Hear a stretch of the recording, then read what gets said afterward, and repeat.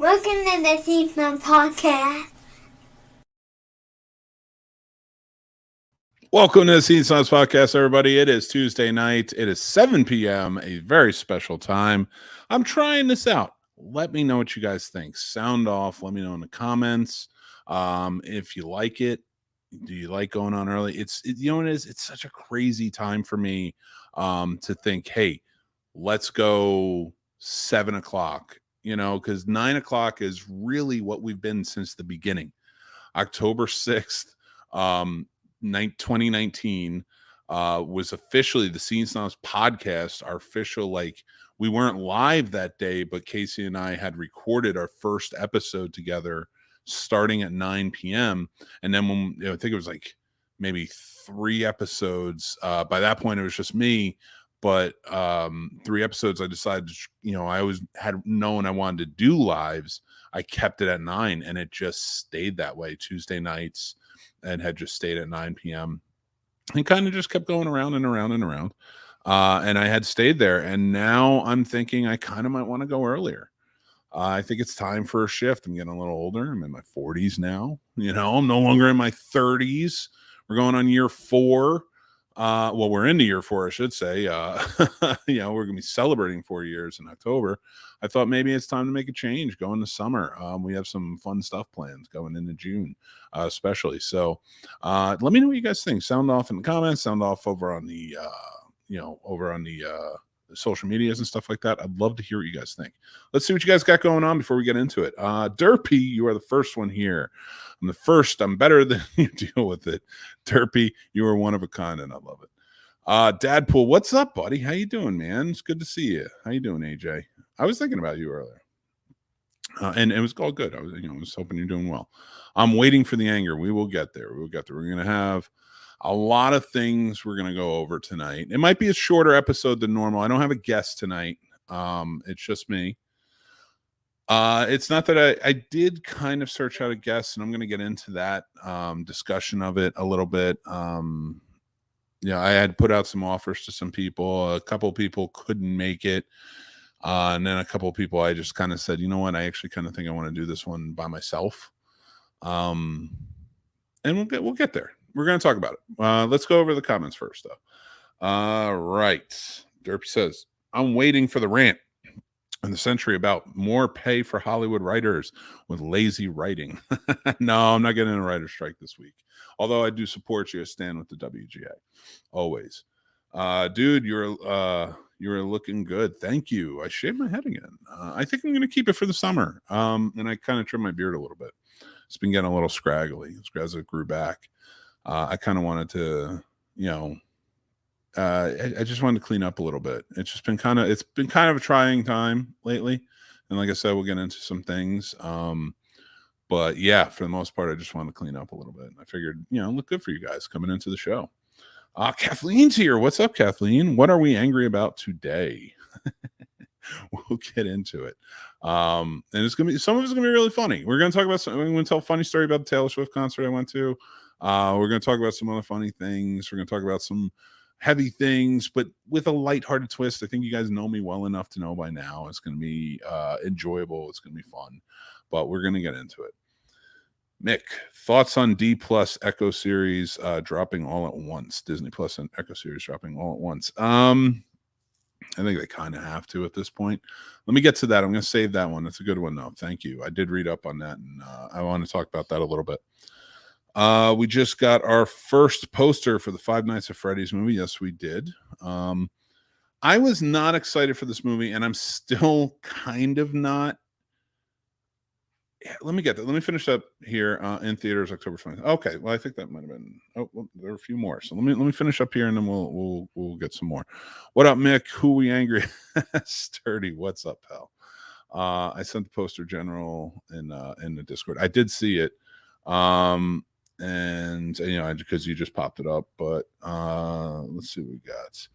How was the Taylor Swift concert? I mean, listen, I think my protest song was better than anything she sang. Let's just put it that way. I'm kidding, of course. 10 more days. And if you don't know, if you're listening to this and you have not heard my protest song, you have to go back and find that. That's a deep cut. It is a deep cut that these people know about because I love them. Are you mad at T-Swizzle? Never. I could never be mad at T-Swizzle. T-Swizzle is an adorable human being, and she puts on an amazing concert. And I'm so glad that I'm retiring on her concert, although I do wish I wasn't there. Hey, Mick, you're looking great, buddy. I'm walking the dog, so I get to actually pop on live. Hey, man, thank you so much for joining in, Dale. I love you, buddy. I appreciate you. By the way, who's going to Snobnation? Who's going to CFF this year? It's in 2 weeks. It is crazy. If you guys didn't see, we're doing a special. We have a special up. Kathleen, get with John about it, too, if you're interested. There's a special deal. And I have an even specialer deal for our patrons. That's why I said get with John about it. We have our new Horror Nerd shirt out over on our merch store, and there's 10% off up all the way through CFF. So go check it out if you guys want to get it. But our patrons, go check out what we have up on Patreon, because there's actually a little bit better of a deal for you guys. So go check that out there. Let's see what else you guys are saying before we get started. 3 Geeks. How can anyone be mad at T-Swizzle? Never mad at T-Swizzle. She puts on a great show. I mean, I will get there. I'm going to tell a story. It's going to be fun. T-Swizzle is an international treasure, Kathleen. Yeah. We can't even say national. She is an international. Chris, I'll be there. I do want to try and see if we can get like everybody together. Maybe get the group together and go have like breakfast at Pam's farmhouse. I know she is. I was going to have issues with Mick. Was mad at her. I'm not mad at her. I think she's great. I always loved Taylor Swift. I mean, we all know my favorite version's Cat Taylor Swift. Next year, we were planning on going to CFF. Actually, it's pretty funny you mentioned that. We had a meeting last night about CFF. Got a lot of fun things planned for this year, because we had to plan out the Saturday night party. If you guys don't have tickets for that, you should get them. It's going to be fun. I'm hosting the games. There's going to be a lot of prizes and stuff part of it. I'm hosting the games. I'm playing the devil. Let's have some fun. And it's going to be a good time. But there's going to be a lot of great people there. And we have a lot of fun stuff in store. But we started already planning for next year. Not just the party, but the convention. So hopefully you guys can be a part of it. But while we're here, let me talk to you guys about it. Anybody listening later. Thursday night at 7 p.m., we have a very special horror conversations. If you don't know that, it's the Scene Snobs Podcast, but it's our special monthly show that is brought to you by Carolina Fear Fest. And we talk about horror movies. We talk about the convention. We go over all the stuff. This time we're going to be getting into a lot of stuff because it's only 2 weeks away. My man Master Shake's going to be on there with one of his horror-themed drinks. We're going to be talking about it all. So make sure you tune in 7 p.m. Thursday night. Very special episode. We will also be doing one the following Thursday on the 25th. That's going to be the opener for CFF, and we'll be having one every day during CFF. We have amazing interviews in store for you too. I cannot believe, I'm so excited to sit down and talk with some of these celebrities. Especially I get to talk to Dee Wallace, whom I love from so many great movies. I get to talk to Barbara Crampton. I am super excited for all of this. Hopefully you'll check those out. Some of them will be live, some of them won't be live, but they will be up, they will be filmed, and when I edit them, they will be out on our YouTube channel, and they will be over on our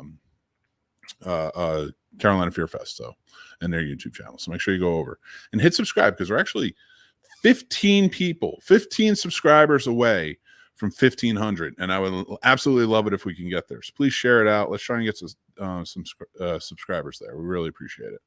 All right, so let's get it going. Okay, so before we get started, actually, I know you guys want to know what I'm angry about. I know you guys want to know what I want to talk about with Taylor Swift, and I'm going to get there. I did want to talk a little bit about this week. Fast X is coming out. I'm going to see it with my kid. He absolutely, my 11-year-old loves the Fast and Furious movies. I don't know. He does, whatever. We're going to get into it. We're going to go see him. I have to review it anyway, so it's fine. I see a lot of people lately, a lot of my friends in the indie film community. So this is one thing that kind of angers me. We can get into it. Really kind of bitching and moaning about how many movies in the Fast and Furious franchise there are. And here's my thing. I have seen so many trash and schlock movies over the years. So many, and nobody bats an eye. All independently funded, fine. And again, nobody's saying they shouldn't exist. Nobody's saying you shouldn't make your movie. But my problem is how many people feel they can complain when there's a franchise that now has a 10th movie coming out and is already talking about extending what they said was going to be 11 movie franchise and then done to a 12 movie franchise with spin-offs, more to come. There's already one spin-off and they're talking about more. And they're freaking out in the independent community. Can I just say, stop? Can we let it go? First off, none of that money was ever going to your production. No one is holding your independent production back from the studio. And that money that goes to them does help out in a long roundabout way, does help out when it comes to independent productions. Others independent productions, I'm sure, and one day maybe yours when you build up to that. Because there are levels, and unfortunately, that's just how it works. There are levels. There are studio films. There are studio independent films. There are independent films completely void of the big studios. There are independent houses that produce independent films, and then there are crowdfunded independent films, and below that, even more so. When you have the studios making these big, ginormous movies, you can hate them. You don't have to like them at all. You don't have to like the Star Wars. You don't have to like the Star Trek. You don't have to like the Fast and the Furious movies. You don't have to like the Jurassic Park movies, Jurassic World movies, whatever. My problem is stop trashing them. Saying that a movie shouldn't be made because you don't like it is one of the biggest amounts of bullshit I could ever hear any filmmaker say. Because now you are trashing not just something somebody wrote, not just something somebody directed, not just something somebody starred in, but something a slew of other people have worked on, right? And now there is a clear audience. Already, Fast X is projected to make $300 million at the box office its opening weekend. That's not a slouch thing.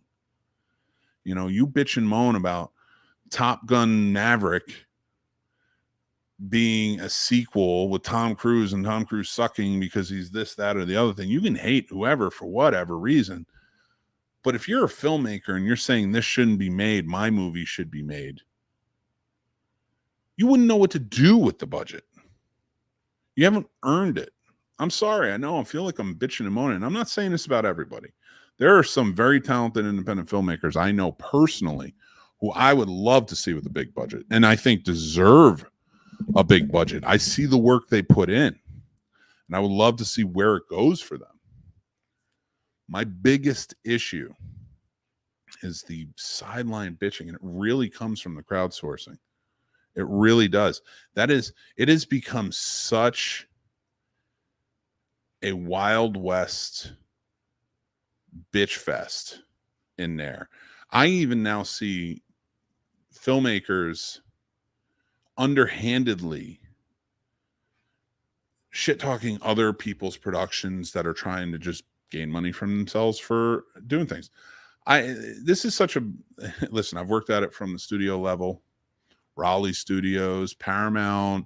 I've worked jobs for Universal. I've worked jobs for Warner Brothers. I've worked jobs for almost everybody except for Disney. I never worked for Disney. Oh, excuse me.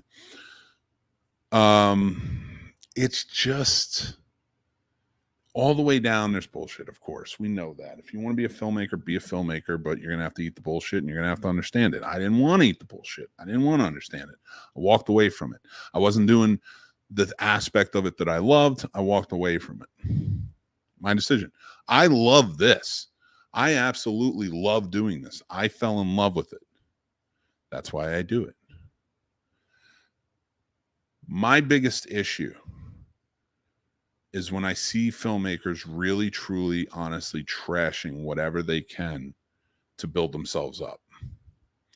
And I've seen it a lot lately. Every time something comes out. Now, you don't have to like a movie. Perfect example, Halloween Ends. That movie was dog shit. It was a bad movie for a Halloween movie. As a Halloween movie, that movie was absolutely written terribly. That was a shoehorned bullshit sequel that didn't work. I don't know what David Gordon Green was going for with that. I don't know how he got from the 2018 version of Halloween, which was great, to Halloween Kills, which was mediocre and seemed like it was a really good bridge to wherever he was going, but then he took a hard left turn. I know that's my right, but you see it as your left. But, okay, hard right turn. But that Halloween Ends to change it up that much and completely tear down the franchise that you were building. It was a dog shit movie. Should it have been made? Yeah, absolutely. Why wouldn't it be made? It's making money. It's stupid not to make it. Although I think it should have been made into its own movie. I don't think it should have been a Halloween movie. It could have been a good horror movie or thriller if it didn't have Halloween on it or Michael Myers anywhere near it. I know I feel like I'm going off on a tangent. I promise you. I get there. I do. And it's all going to come together. Just bear with me. Stick with me. And I haven't had any gummies today. I'm fresh. I promise. My issue is how little independent filmmakers choose to understand the business in the industry when they're trashing it. It is very easy to do. Now, is this what I'm pissed off about? No, but it does piss me off because it's been around forever. It was there when I was in it. It's been there since I left it. It was there before I got into it. And I've been in it a long, long time. Okay. I still consult. I still do things. People still come to me. I still have very good friends who I helped get jobs doing big things in the industry. This isn't something to tout. I am proud of everything they do. I don't ask them for anything. I don't want anything from them. I'm just happy that I get to see my friends succeed. And that's why I get kind of pissed off, because I know what they're doing. I know what they're putting in. I know what the work they're doing is. And I know people who are working or have worked on Fast X and the preceding sequels that, or right now it's sequel, maybe more, and have worked on Hobbs and Shaw and maybe more spinoffs. I don't know. So when you trash it, and I know how much hard work went into it, get a life. Get a life. Why? You think your movie's better? Because I can promise you, I know filmmakers who are making independent films who are excelling in the crowdfunding and making good movies that are really fun and really you want to see. And each passing movie, yeah, it's difficult. It's hard. Actually, difficult and hard, I don't even think are the right words. It's a fucking dogfight. It drags you down and kicks your ass. Being a filmmaker is not easy, especially an independent one. And I see these filmmakers, these producers, these directors, and more step in the ring and they fight the 15 rounds and they go toe to toe and they do it. They get the money. They make the movie. They put it out. They do everything they have to do. And they make a good movie and they build it and they build it. And then the next one gains a little more money. They get some better stars in it. It's a better story. They've learned from the last one. Those are the good filmmakers that one day they don't think they're going to make it. You know, the Dave Kerrs of the world. I'm going to call them out. Dave Kerr, Mike McGlynn's, things like that. Those are the guys who are, you know, and there's a lot more to it. There's a lot more. And I can name a lot more. I'm just a couple goes off the top of my head. Those are the guys who are building their career and they're going to do great things. The ones who are shit talking, don't even give them the time of day. It's not that you don't want to support their business. Don't support a shit talking business. And I'm not even just talking about the Fast X stuff. I'm talking about the other crowdfunders. The people who are out there who are trying to do their thing, trying to make money, trying to make their movie. and you have other people bashing them and trashing them and doing this and doing that. Don't do it. That's not how you do it. It's a collaborative effort. I've always heard that term. I've always heard that term with a lot of things in this industry, in that industry. It's a collaborative effort. We got to get together. Casey used to say it a lot, but I don't always agree with it. And I definitely, I agree with his sentiment. I think when Casey said it, he meant it. I think and he really felt that way. So when I say I disagree, I don't disagree with him saying or feeling that way. I just disagree that it works that way. That a rising tide lifts all ships. There are some ships out ready to gun you. That's how it is. And I'm not trying to be cynical. I'm not trying to bring anybody down. And I'm not saying that you should take anybody out. I'm not saying that. But you got to understand, in these industries and things like that, there are things that go on.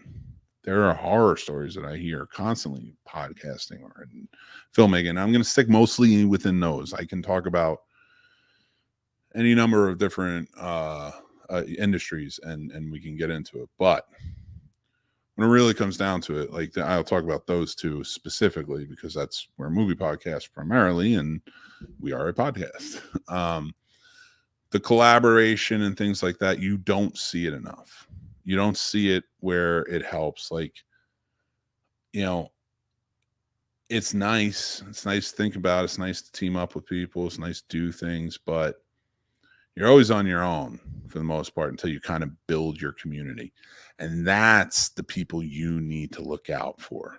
And when I say look out for, join in on, be supportive of. That's how and if you're building something for yourself, that's how you need to build it. That's how you see the successful people. I'm not in it for myself. I'm building a community. And what I mean by that is you see filmmakers who are building a stock company, these actors that they work with, these other filmmakers, the cinematographers or the camera people or producers, things like that they continually work on, and they build it out each time, and the supporters that keep coming back that they really connect with. Same with podcasting, stuff like that. You guys, the Snobs Nation, I like to think that's a good idea of what I'm talking about. It's about building community. But you will see so many people who aren't building a community. They're looking for followers. They want your money. They don't even want your attention. Most of the time, these people don't give a shit if you watch their movies. They don't even care. They just want your money to make the movie. They want somebody else to watch their movies so they can get more money to make their movies. It is perfectly okay to get paid for what you do. I want to be paid for this. This is my life's passion. It's what I want to do. I want to show my kids that you can build something on your talent. You can build something on your hard work. You can build something for yourself. I want to do that. That's what I'm working towards. But you got to do it the right way. And you have to do it with love. 100%. It's got to come from love, first and foremost. You build anything out of hate, it will crumble and fall. Hands down, never will stand. It may not fall right away, but it will fall. Anything that comes out of deception, hate is the ultimate. That's the number one. Don't build anything out of hate, but the deception, all that stuff. Once you start from there and go down, it tears it apart. It tears everything down. You got to start with love, and you got to go with honesty. You got to go with integrity. You got to go from those points of view. And that's what I see. And honestly, when you even start yourself, like you pour your love into something, you write a script, and you love it. You love the story you're telling. Yeah, of course, you got to walk away from it sometimes. You got to do this, you got to do that. But if it starts with love, it's always going to be successful in some way. It may not be the successful thing that you were hoping for,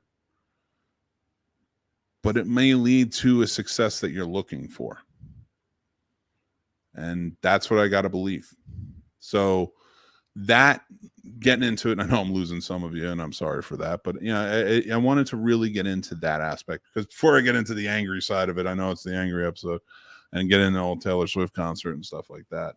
I did want to say that because I've been seeing a lot of people bash not just these newer big studio movies, big franchise movies, but I've been seeing them bash smaller independent films that are people just trying to do their thing. And then right on top of it, step on the neck and say, but support my film. I get messages all the time. Give money to my project. Do this. Share this. Can I be on your show? Can I do this? Can I do that? No. I've seen what you did. And that's what happens. You build off hate. That's what's going to happen. People will see it. And also, because I know some people listen out there and some people watch, and I know who knows who I'm talking to, and I'm not going to call anybody out right now. You need to start respecting women. And I'm going to leave it at that. So that all wasn't for just one person, but that last part was. All right. Let's see. Fast and Furious movies are just supposed to be ridiculous fun. They succeed at that. They're not unlike Transformers and Sharknado in that regard. I 100% agree. I don't think there's nothing you can't make in terms of enjoyment. Again, if you make something out of hate, if you make a movie out of hate, it's not going to do well. I don't want to say you make a snuff film, you're allowed to make it. No, you're going to get what you get out of that and what you deserve. Been seeing that a lot lately, damn near every day. Happens, and it's going to keep happening. Bring it up. Thanks, man. There's an independent family named the Addams Family that made some really movies. Hellbender, the Deeper You Dig. They are pretty good. I'll look into them. Thanks for that, Chris. Appreciate that. A good independent fan film is Chris R. Notarelli. Yeah, I've checked out some of his stuff based on you. Thank you, man. At Blinky 500, who does it for the fans. Yeah, he does, and they're fan films for the most part. I don't know of any of his original stuff, but I have seen some of his fan films. I've seen a lot of this as well. Yeah, it's tough. We need the backstory so we can better appreciate the anger. It's all good. It's not. The anger comes from a lot of places, and having a tough time. And all right, so let's get started. Well, first off, let me tell you the Taylor Swift story. Okay, so we went to a concert last Friday. All right. My wife is a big Taylor Swift concert. Not concert, but my fan is I should say. She loves Taylor Swift. Now, I didn't get it. I don't dislike Taylor Swift. I think her music is catchy. It's fun. She's a beautiful woman. She's smart. She puts all those Easter eggs in her stuff. She seems funny. I've seen her in interviews and stuff like that. She's smart, smart with the wisecracks and stuff like that. I like that about people when they're funny like that. I don't know. I know she gets hit for the songs about all the ex-boyfriends. I don't really care. I make jokes, to my wife for the most part. I think I made jokes on the show. But for the most part, I don't know much about it, and it's more just jokingly anyway. But if you can write songs about it, go for it. Who cares? I mean, how many other people have done that? Stevie Nicks, man. So when I'm watching, so she's a really big fan about it. Like I said, I didn't get it. And for months, we bought these tickets when they came out. It was the morning she had the pre-sale thing or whatever. I have stopped going to concerts years ago. I don't like going to concerts anymore. I used to go all the time. I've seen everyone I want to see. I don't think there's a concert or a classic rock or a hip hop artist or anyone that I don't want to see that I haven't seen, that I want to see that I haven't seen. And I just don't want to do it anymore. I'm not into it. I've had this argument with friends before. I just am not there. So when it comes down time to it, she wants to go to this concert. I desperately don't want to go to this concert.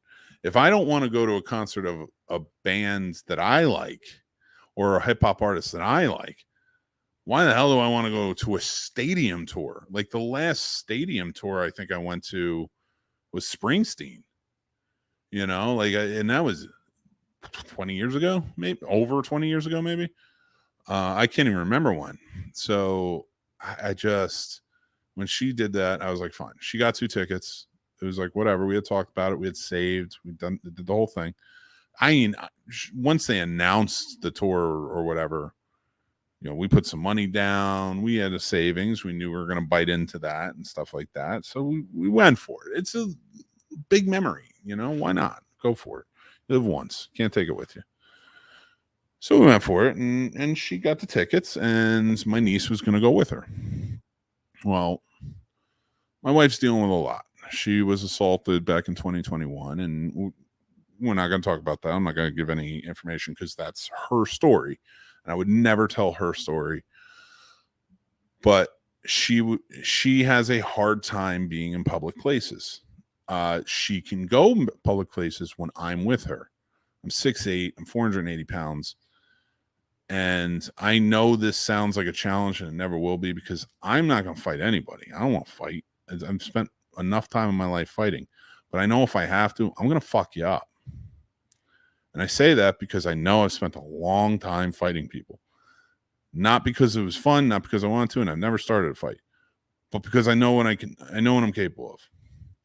And I say that for the very reason that she feels very safe. And on the night that she met me, I was working at a bar unofficially, and 4 fights broke out, and she saw me handle them all. She knows I know what I'm doing, and I know how to take care of myself. Now I do not like to fight. My biggest feeling on fighting is, if somebody wants to fight, it's best to stay out of their way. Just go away. As evident by the concert, and we'll get there. So I swear to God, on my tombstone is going to say, Mick will get there in Manhattan. And then my wife will walk up to it and say, why is the wrong name on this tombstone? So, but anyway, I digress. So we get there. We're doing this. She wanted me to go. She said, I really want to go to this. Taylor Swift is my thing. I love it. I want to say it was December we bought the tickets, but I'm not 100% sure when they went on sale. I can't remember. Maybe it was November. All I remember is that Taylor Swift played in my house every day, almost all day long and night, until like she finally gave me a break today. Finally, I was just like, can we just not listen to Taylor Swift for a little while? And she's like, yes, that's okay. That's fine. Out of everything, I can give it a bit of a break. I'll listen to it on my headphones if I want to listen to it. Fine. So, I mean, she loves it. She would go into detail. She would explain all the stuff to me. And it didn't dawn on me at first, but then it started to dawn on me more and more. She would buy like the same shorts she wears. She'd have all these t-shirts on. She started wearing like outfits that like Taylor like had. And I'm like, oh shit, this is cosplay. Oh. And then we got there. Well, we drove the 3 hours and 49 minutes to Philly from Virginia, where we are, which should have been 3 hours, but whatever. I hate Philly, but whatever. I'm from Jersey, so anybody who's from Philly understands why I hate them. And I'm not from South Jersey, so they understand that even more. I'm from North Jersey. Go Giants. So we get to Philly, and, you know, whatever. It's fine. We park, do our thing. I'm in the car for almost 4 hours. I'm 6'8". My knees are hounding. I already have neuropathy in my feet from the diabetes. My knees already hurt me because it broke my back and knees years ago from so much issues. And plus I'm gigantic. There's so much to complain about. Here's where we get angry.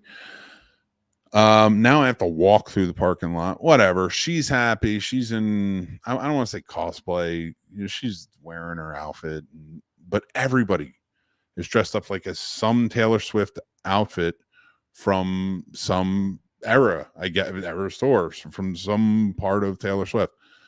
And then I started getting it. And then, so I'm even wearing like one of the, or two of the bracelets she made me. I'm going to be wearing these for a while. She's my wife and I will respect it, but I had to take a couple of them off. I don't give a shit. I will care about what my wife thinks a lot more than I care about what anybody else thinks. And if it makes her happy. So I guess a big thing was like make friendship bracelets. And then other people were trading. So I bought her a friendship bracelet kit. And she spent like the week before making bracelets up and down her arm. She went crazy with them. She had so much fun. And she made one for me and the boys and a few other people. And she wore a bunch of them. She had her heart sunglasses on and her outfit and the whole nine. So we walk through, we go get something to eat, talking to people, whatever. It's a good time. We're not in the stadium yet. It's a good time. I'm already sweating because I'm in the sun. That's just the way I do things. So I'm already starting the miserable train. But I told myself, I said, even though I don't want to drive far, I don't give a shit. I'm going to do this. And I'm not going to complain once. Oh, Sturdy, she will 1,000% make you one. If you want one, you tell me what you want named on it. She will make, actually, she said she wanted to make some for CFF because she's going. She said she'll make anybody. So if you want a friendship bracelet, you say it and you say what you want on it, she'll make it for you. So, but I told myself, I am not going to complain once. I said, she doesn't complain about my geek stuff. I am not going to complain about her geek stuff. Once I realized what this is her geek. Sir Sturdy. I'm on it, dude. And she will absolutely, she loves you, Sturdy. She will absolutely do it. So if she's watching right now, she probably started. Bracelets and cookies for Snobnation at CFF. I'll do my best with the cookies. She really wanted to bring a whole big batch, but I will see. So so I said, I'm not going to complain. I am in it for the long haul. I knew it was going to be long because we got there. I think it was like 2 p.m. She wanted to leave even earlier. We left at like 10:30 in the morning. Yeah, I think 10 or 10:30. We got there at like 2 p.m., 2:30 or something like that. And I was desperately hungry. I was like, we gotta go eat. We got cheesesteaks. Philly, why not? We go to Gino's. Got some cheesesteaks, got some drinks. We're hanging out. She's like, you want to go into the stadium? She's like, it opens up around 5. But she goes, I want to go to the merch table and stuff. Okay, yeah, sounds good. We go. She looks, she's doing her thing. Finally, no, I'm sorry, 4 o'clock it opened up. 4 o'clock we go in. She's like, all right, I'm going to stand online. I'm going to buy merch. This line is longer. I will not stand. I've stood on line once for 2.5 hours. I don't stand on lines. That's it. I don't. The only reason I stood on this line, me and Lenny stood on this line for 2.5 hours at the NHL draft in 2012 to see the Stanley Cup. That was the only line I would ever stand on line for the Stanley Cup. It's worth it. If you can see the Stanley Cup and touch it, go do it. I would not do it for any other trophy or any other thing. I will do it for that. So, and I won't ever do it again because I've done it. So, she goes stand in line. I was like, all right, it's the line, the actual physical spot, not where she was. She was all the way down. I was like, all right, are you okay here? Because I was like, right over there is where we're sitting. I was like, I need to go sit. We've been walking around for a while. My feet are tired. My knees are killing me. She goes, yes, I'll be right here. You're a phone call away. And like, I was not far. Like if she called, I could run, and she was surrounded by people. So I went and sat in the seat. So go down. We were not far at all. Like we were in like row 10. Or no, I'm sorry, row 7. Which I found out later after a very ridiculous interaction. Row 7 from like the bottom lower level, which was very lucky because that was not where we bought the tickets. Like they actually traded them after all the Ticketmaster craziness. Like we were farther away and they wound up trading our tickets to closer. So it was pretty cool. So I go and I sit down. First of all, there's cup holders in stupid arena, or stupid stadium, as I should say. They're just like imprinting on my knees, right? On either side. And I have to man spread. Sorry, I'm calling it that. Whatever. I have to man spread, not just because my nuts are huge, but because I have giant legs and very small space in front of me. They made this stadium for normal humans like you guys. They didn't make it for me. All right. So I'm sitting there. My legs are spread out now. Granted, at 5 p.m. when I'm sitting in the seat and nobody's in the row, it's fine. I can adjust. I can move around. I can stand up. I'm not blocking anybody. Now, I realize at a concert being 6'8", I can't stand up. I don't get to stand up. There's some luxuries that normal-sized human beings get to have that 6'8" people don't. I don't get... Actually, it's funny, Chris. You said the struggle is real for us big guys. I didn't have a problem sitting in the seat. I am trying to lose weight. I am working on it. I am still 480. So, like, you know, it was tight. So the struggle is real. They don't make anything for us. You're absolutely right. But for me, I was okay in the seat. Problem is I can't really maneuver around at all. My biggest issue is I'm sitting here. I can't believe it's 7:42 already. Jesus, this isn't that long a story. 7:42 already. That's nuts. No, I'm sorry, I'm getting off base. So I fit in the seat, but now my legs are jammed. Their cup holders like imprinting on my sides of my knees. I have this drunk woman who's standing next to me, just like swerving with her beer, banging into my head and my shoulder. And I'm just like, come on. My wife's having a great time. I am zipped up. I'm like, I'm not saying a word. This is excruciatingly painful. My back hurts. My every part of me hurts. I am sweating because from 5 p.m. until about 8:30 p.m. I have been sitting in the sunny side of the stadium, just sweating. And it's just been horrifying. All right. And it's just sucked. The whole thing just sucked. Then nighttime comes. 8 o'clock, Taylor goes on. The music was great. Gail was the first opener. She came out like 6:30. She was fantastic. She sings that A, B, C, D, E, F, and then she says F, U, whatever. She was great. Everything she sang was fun. She has like a cool 90s alternative sound to her. I dug her a lot. I'll check out her music. I'm never going to go see her in concert again because she's playing for Taylor Swift. She's already too big and I don't want to do it. But I'll check out her music. Phoebe Bridgers, never heard of her before. Very cool set. Did a really cool job.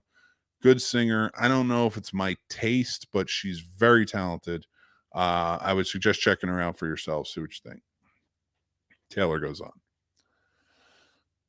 When I tell you it's the best show I have ever seen, the best concert, it 1000% is. She destroyed everything. She killed it. Now, granted, I'm sitting, but I'm like kind of like poking my head through and stuff. And there was a point I did get up, and I'll get into that. But I can kind of poke my head up and see her. But for the most part, I'm watching her on the screens. Which, by the way, great camera work by whoever was doing the camera work on that. Fantastic. 10. You get a 10 out of 10 on that. Great freaking camera work. It was beautifully done. Stage was gorgeous. Everything was wonderful. It was the best concert I have ever been to. And is the only concert I've ever been to that I absolutely 1000% hated. And I was at the Guns N' Roses concert where they didn't show up and we rioted. And that was in Philly too. Actually, I have 3 Philly stories. I'm going to save the last one. It was the greatest line cut in the history of anything. But I'm going to save that for another time. So you keep you guys coming back for more. So, and I'll save the riot one for another time too. But yeah, so we're there. She's doing a great concert. I'm miserable. I hate my body. I hate what's happening. I look at my wife. I just want to leave. I'm looking at my clock. I'm looking at my phone. You know, I'm putting on a good face for her. I do not want to be here. The longer it goes on, I can't stand it. Finally, I'm like hit. It's like 9:30, 10 o'clock. I have to go to the bathroom. I'm like, I don't want to shuffle out, but whatever. It's kind of a lull. She's getting ready in between. I was like, I go to the bathroom and I got to go stretch. I am hurting. I need to eat something because now I've sweat everything out and I haven't eaten anything since like 3. So I shuffle out. Everybody's really kind, lets me go. Because although we're also right in the middle. I always like to sit on the end. We're right in the middle. We're in like seats 10 and 11 out of like 20. So I shuffle out. I rush upstairs. We're all the way back up. I go out. I go to the bathroom. I chill for a few minutes. I'm just relaxing, trying to catch my breath. Get something to eat. Get the most scalding hot cheese, which burns my hand. Like it was the worst. I do all of that. It's horrifying. I finally catch my breath. I'm like, all right, I need to go back. They're playing 22. My wife loves that song. And it's a fast song. So she always runs up and dances with me whenever it's playing.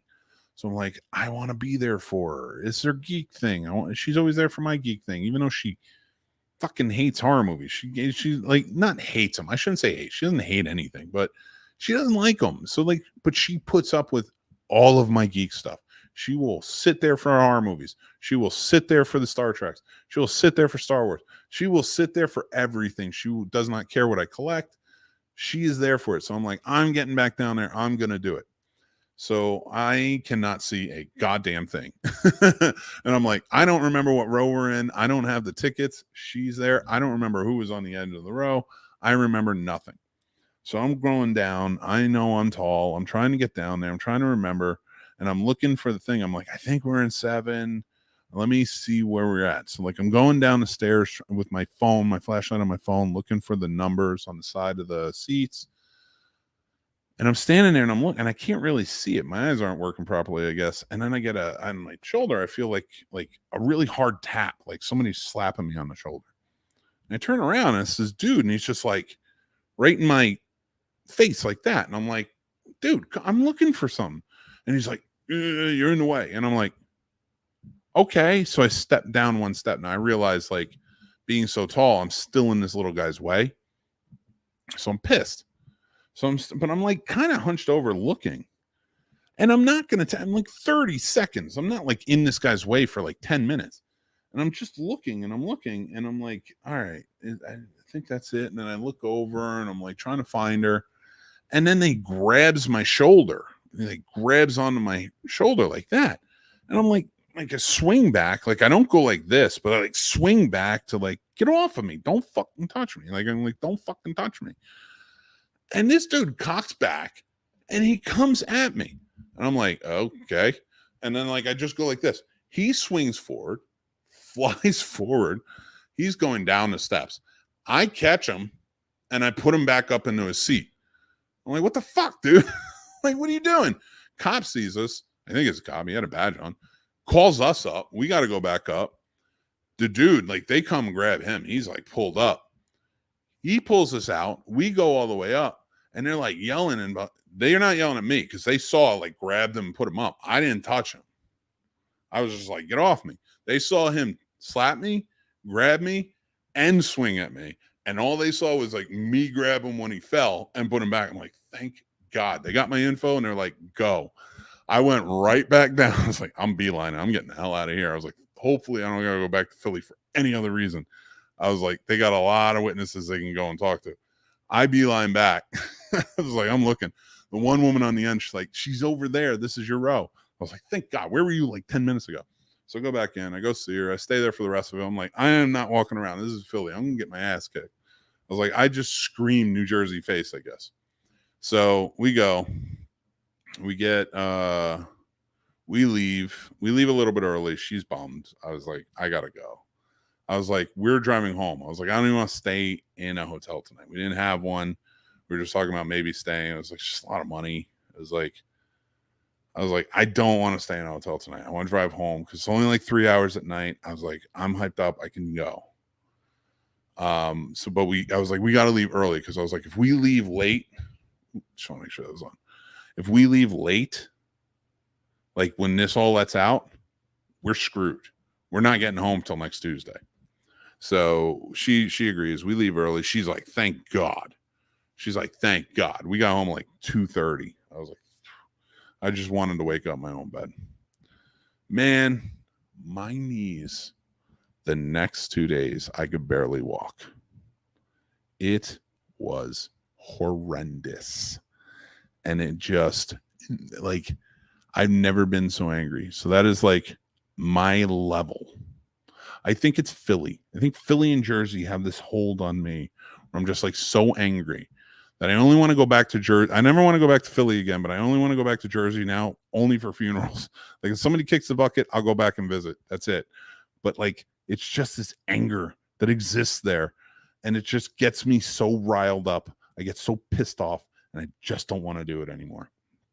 So I officially announce my retirement from concerts. I shall never go back again. I'm done. Taylor Swift, your Eras tour was a great way to end it. You put on an amazing show. You were fantastic. I get why my wife's Geek thing is your whole music and vibe or whatever. But I'm done. It's a good way to go out. Now, with that being said, I'm going to move on. Let's get to it. That was my angry episode. I wanted to kind of talk about it a little bit, but we can do an Ask Mick Anything. I am kind of finishing out. If you guys got any questions about anything, have at it. Let me know. But we do have a new movie to fix tonight, and I'm very excited about this one. I wanted to pull up my notes for it. I have some special notes. This movie was given to me by our patron Tim. Oh, John Walsh, you do have some questions. Let's see what your questions are real quick. Okay, but would you be interested in spending 3 days in Chicago for Riot Fest? I'm trying to talk Kathleen into it. I saw Riot Fest lineup, and I will tell you, no, I am not interested in that at all. Does the concert look great? Yeah, there's a lot of great bands there, some of which I've seen. One of them being the Foo Fighters, which would be the #1 band that I've seen already, and I never want to go to another concert again. I am done, and I don't know what makes you think out of all of that story and telling you that I got into a fight at a Taylor Swift concert that I'd want to go to a place called Riot Fest in Chicago, but no way. All right. Well, actually, it's kind of funny that you mentioned this. Chris Harris asks, how are you and Casey? We're doing really well, actually. I have talked to a few people about this. I know some people are worried about us. I am talking to Casey. Well, I talked to him right before the show. I have not talked to him since then because I started the show. But we are good. He's coming by. We're gonna go. We're gonna be hanging out quite a bit. We're going to see Go Away together when they have the world premiere up here in Virginia. We got tickets for that, and I was gonna invite him to go see Fast X with me and my son. So yeah, we're friends. That's what it comes down to. We're friends, and we didn't lose that friendship. When it comes to this is my business. This is what I'm building. He understood that. I had to make decisions. He had to decide a lot of things for himself, and we went our separate ways. And he is an amazingly talented guy, and I love the guy. And we've talked about this, but as far as how we are, we're rock solid. We are very good, and I love the guy. So. Chris Harris just asked that question. Chris Sales is asking this question. Oh man, I was going to invite you to the McCormick Alley Cats Polka Festival. Festivals might not be over. I might make you take me to that because I know you're kidding. I as long as Lawrence Welk's there, I'm good. So that's the only polka guy I know, unless it's what's his name from Home Alone. So the Kenosha Kickers? Is it? So we do have another movie, like I was talking about for Did I Fix this week. It was given to us by our patron Tim. It is Star Trek 3: Search for Spock. I want to pull up my notes. This is a movie, when he gave this to me, I was really excited for it because it's a movie I really enjoy. I really, really like Search for Spock. I don't like it nearly as much as I like, something like Wrath of Khan or First Contact. Of course, those are pinnacles, in my opinion. Those are the movies. Those are the best. But I like it more than, I think a lot of people tend to. It's but it has a lot of problems. It had a lot of. It was a very experimental film, in my opinion, with a lot of things. And I want to pull up. Let me just get my notes out here while I'm doing this, because I really want to touch down on the things that, as I was going through and I was looking into them.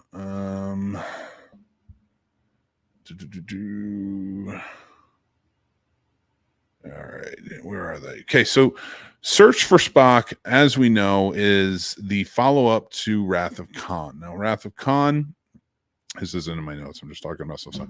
So Wrath of Khan, of course, saw Kirk and the Enterprise crew come up against the Augments, the genetically enhanced crew led by Khan, who they had met years and years earlier in the original series. In the episode Space Seed, they were a part of the genetically enhanced people who created the genetic wars that were happening in what would be the 90s. I think that's like kind of what they were going for in the 1990s. I think I don't know the specific year. And then that's what led to the genocide of a lot of human beings, and then led to like a World War III, and then ultimately kind of refreshed into the world of Star Trek and the utopia that we know it as. So when they run into Khan and his crew, they find out that Khan is very much not a good person. He's an evil person. He doesn't believe that the human should exist. The strong shall survive. So they try to take over Kirk's ship, try to take over that whole crew. Kirk and the crew stop them, and they leave them abandoned on a planet, which they say is habitable and you're good, except it's the wrong planet. Fast forward to Wrath of Khan, of course, find out it's the wrong planet. Now, Spock has to sacrifice himself, and so he dies. Kirk is broken up about it. It's a big loss for him. Now we get Search for Spock. Why? Because the Genesis, which is sort of the MacGuffin of this whole film, the Genesis device that can create life, which is being created by Kirk's son and Nurse Chapel. Well, no, she's not Nurse Chapel, and by this time she's Dr. Chapel, is being sought after by Khan, and Kirk is trying to stop it as well. They launch it onto the planet. It creates this life. They launch Spock's body onto it. It brings Spock back to life. I know what this means. We also know that Spock, before he left, mind melded with Bones, leaving that part of him in Bones. I realize how much all this craziness, and if you don't understand Star Trek, get with it. What's with you? Watch the movies. Come on. So by this third one, we pick up the crew is coming home after losing Spock. They've won the battle, but they have at great loss, and things are changing when they get home. The Enterprise is now being put to rest. They are being put to rest. They realize that they're all being kind of either reassigned or retired or put different places, and they're really upset about that. And they realize that Bones is sort of suffering because he has Spock stuck inside of his head, and he's starting to show a lot of traits that Spock would show. And once they talk to Sarek, Spock's father, they realize that, and they find out that the Genesis device may have actually brought Spock back to life. They desperately want to try and get back to the planet to get the body, where they know Spock's son and Lieutenant Saavik, who's played by a different actor this time, are the science crew that are on the planet doing research where they find Spock. It's very convoluted. There's a lot of stuff going on here. And I'm going to get into it. But my biggest issue with what needs to be fixed in this, it needs to be tightened up. And I will get to your comments and stuff towards the end of the episode, but it needs to be tightened up. So like some of the notes that I have for this, here's how you fix it. Okay. So Starfleet, first of all, is being real dicks to the Enterprise crew. This is a crew that, yes, they are an older crew, and I understand that they sort of roundabout way caused Khan to kind of happen, but they also saved the day in a big, major way.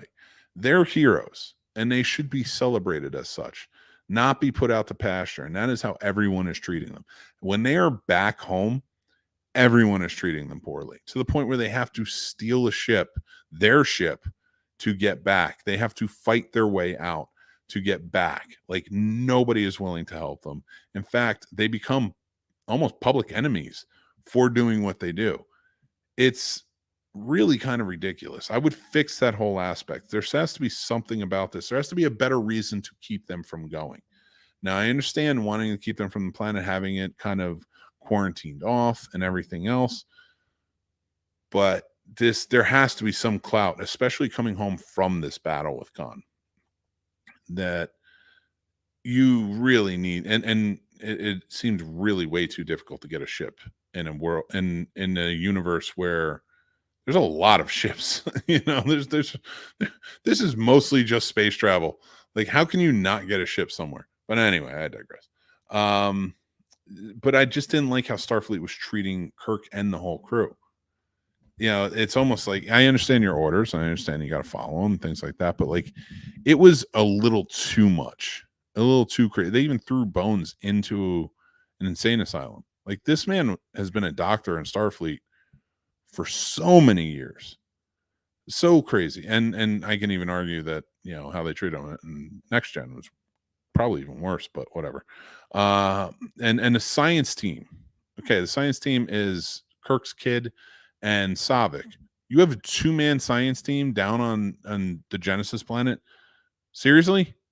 A 2-man science team. One of them's not even in Starfleet. I get why he's there.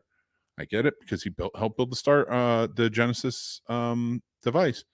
But why is there a 2-man team down there? And why is there one ship surrounding it in Starfleet? Are we kidding? And a science vessel at that. So when the Klingons showed up, they're easily take them out.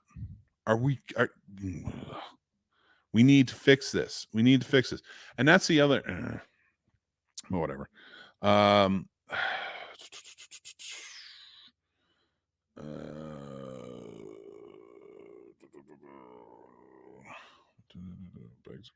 So for me, yeah, you shouldn't treat the Enterprise crew. The Enterprise crew thing really bugged me. Like, that really hit, especially the fact that it's the Enterprise crew and they just lost a major crew member and a major Starfleet ambassador to Vulcan.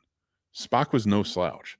Spock had served on that ship for he's the longest person to serve on that ship. Like, it should have been more respectful, I think. I don't know. What they were doing for the fan service was just really nuts. Okay. I like this movie for the most part, but really what you need to fix in it is you need to fix why they need to get there. I'm perfectly fine with the fact that the Genesis machine brings Spock back to life. You needed a stronger reason for the villains. Now, you're following up Khan, who is probably one of the best villains in Star Trek history. Now, I understand that you're not going to follow it up with an even better villain. It's not going to happen. It isn't going to happen. But you do have Klingons, and you could play it up. But it's just a random batch of Klingons led by Christopher Lloyd, who are just trying to steal the Genesis machine. No real reason. They just want it. Fine. Okay. but it's just a whole lot of trouble to start a fight with Starfleet when you're not doing it for your house, you're not doing it for the Empire, you're not doing it for any other reason than you just want it. And now I get that Klingons do that, but that's a hell of a lot of trouble to blow up a science vessel for Starfleet on a planet that they are working with to steal this machine. It just boggles my mind. It's a very thin storyline, and it makes the villains cheap. I think your biggest issue with this movie is that the fact that the villains are very cheap, and you need to strengthen those villains. How do you fix that? It's not that easy. You have to take a lot of steps into it. I personally would have made it more, like, if you're going to make it bigger, I would have had more outside of the Federation planets trying to get the Genesis machine. Have Starfleet have vessels out there, but they're almost outmanned and outgunned. They send the Enterprise right back out with a very thin crew. You got to get back out there. We need you back out there for the fight. Your son's out there. We got to protect them. That's when they discover Spock's out there as well, because it almost becomes secondary when it comes to his son. Look what Kirk sacrifices in this movie for Spock, and Spock alone. He sacrifices his son. The Klingons kill his son, and he sacrifices the Enterprise, all for Spock. And I understand why they did that, but they were trying to do that to make Spock's sacrifice mean something in this movie. I get it. And it does. It does cheapen Spock's sacrifice quite a bit. But if you want to bring him back, which I get, and I'm glad they did, because ultimately it led to to have Spock back than to not have him back. But it's okay to lose those things, but it should have been a bigger thing. It shouldn't have been what it was. So I really would have had more of an intergalactic issue. You could have had Romulans there. We've already established the Romulans exist. You don't even have to show them. They're just at a standoff. Have this standoff thing, almost like a Cuban Missile Crisis sort of situation going on at the Genesis planet, with Kirk's kid stuck there, now with a young Spock who it's time sensitive. Saavik is there. She's the only Vulcan who can kind of lead between everything. There's only a certain amount of ships standing between. The Enterprise is en route, trying to make it there with a skeleton crew who are just beaten, battered, bruised. The Klingons are really the biggest the biggest one's kind of battering down, because then you can keep Christopher Lloyd. They're the aggressors, I should say, the biggest aggressors in this whole situation. And then that's how you kind of keep them at the forefront. Like, they figure out how to get down there. That's where the fight comes in. And then, like, everyone else is like kind of turns away because they realize that Genesis is blowing itself up, but the Klingons refuse to give up. Spock's kid dies. Not Spock's kid. Kirk's kid dies in front of him. I think that would have been better. Like, Kirk chooses to save Spock, and his kid, like, he chooses to save Spock, and his kid jumps in the way to stop Kirk from getting killed. And that's the sacrifice. And Kirk has to watch him die. Right? I think that would have meant so much more. And now it's not even on top of that. Now his kid is dead. They're taken by the Klingons up to the bird of prey. Now Christopher Lloyd's character realizes he can't get the Genesis machine. It doesn't work. He wants the Enterprise. He's like, fuck it, I want the Enterprise. Excuse my language. Goes for the Enterprise. They go over there. Kirk is with them. They get in this big brawl on the bridge. They fight. He sets off the self-destruct mechanism. They work it out. They bring Scotty and the rest of the crew, somehow take back the bird of prey. They send the Klingons maybe over, or like maybe he calls for more Klingons. You can work that out. They kind of send over. Kirk goes back to the ship. They take that ship. They blow up the Enterprise with them on it. Now you have the bird of prey for 4. works out. I think that would have been a better story. And now you've sacrificed the Enterprise to save Spock. You've sacrificed Kirk's kid sacrificed himself to save Kirk, while Kirk sacrificed himself to save Spock. You go to the planet, which I think that whole event was stupid, but whatever, you can do it if you want, the whole Vulcan thing, but that's just me. But that's how you fix Star Trek 3 Search for Spock. That is my way of doing it. I would love to hear what you guys think. Did I fix it? Did I not fix it? Sound off in the comments. Let me know what you think. We do this every week on the Scene Snobs podcast, so if you guys want to check it out, sound off, and I really appreciate it. So guys, what have you guys, let's move on to what we're doing next. Is the Does It Suck series dead? Does it suck? Okay, so this is an AMA question. Ask Mick Anything question. Does It Suck is not dead, but I'm revamping it, and I don't have any movies to do just yet, and that's a Patreon series, so we'll work on it. So if you have something you would like me to do, send it to me, and we can do it. Right now, it's been more a did I fix. I love Star Trek 3. Jason, I love you, buddy, but you love everything. And I love Star Trek 3 too, but it does need to be fixed. Yeah, I'm totally lost. No offense, Chris. Is there a certain order to watch Star Trek? To newbie willing to try, can you post a watch order if it's important? I would just say watch the movies. I would just check out the movies. I would say watch the originals, then watch the next gen. If you like them, go with them. If you don't like them, I would say at least check out the three. No, excuse me. At least check out the 3 J.J. Abrams movies. I thought they were very good as well. Out of all the movies, there are some stinkers, but there's none that I don't like. There are some others that could be fixed as well. But if you guys have any movies that you want me to fix, sound off. Let me know in the comments. I would absolutely love to do it. Sound off on our Discord.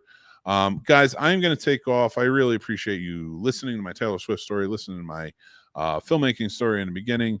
Hopefully I kept you entertained throughout. Thank you for staying around for Did I Fix? Thank you so much for being a supporter of the Scene Snobs and Snobnation. You guys are all awesome. I really do appreciate it. Guys, a couple of things that we have going on. Again, this Thursday at 7 p.m., we are doing a new Horror Conversations brought to you by Carolina Fear Fest. We're doing food, drink, ghosts, and more. We are discussing the con, the party, horror movies, and more. So check it out. Our buddy Master Shake is going to be doing a Terrorific Spirit, one of his awesome horror movie themed drinks that he puts together. We also have a new horror merch out on snobsmerch.com. Go check it out. It's on if you use promo code CFF 2023, you get 10% off your order now through 5/29.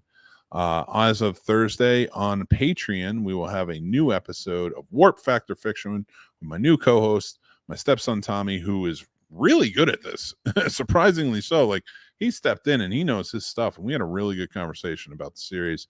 So go check that out. That's episode 5. We're still doing Enterprise season 3, episodes 1 and 2. Next week will be episodes 13 through 24. Go check out the show. We're gonna have a good time with it. And we have so many other fun stuff coming up and good things. So please join in. Make sure to subscribe to our YouTube channel. Make sure to rate and review us wherever you listen to podcasts. We have a lot going on. It's been kind of a trying time, so I'm sorry if we've seemed like we've been a bit off, but we are coming back into full swing and stuff. So just want to say thank you. I really appreciate it. I'm not great at goodbyes. I'm not great at sign-offs and stuff like that, but I do want you all to know that I just appreciate you.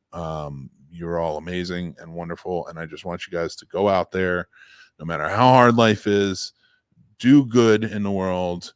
Try and brighten up people's days. Try and brighten up your own day. Take care of yourselves. Stay positive. Do good things. And let's just all be awesome towards each other. All right, everybody. Until next time, I'm Mick Manhattan from the Scene Snobs. Go check out thescenesnobs.com, and I will talk to you guys soon. Take care.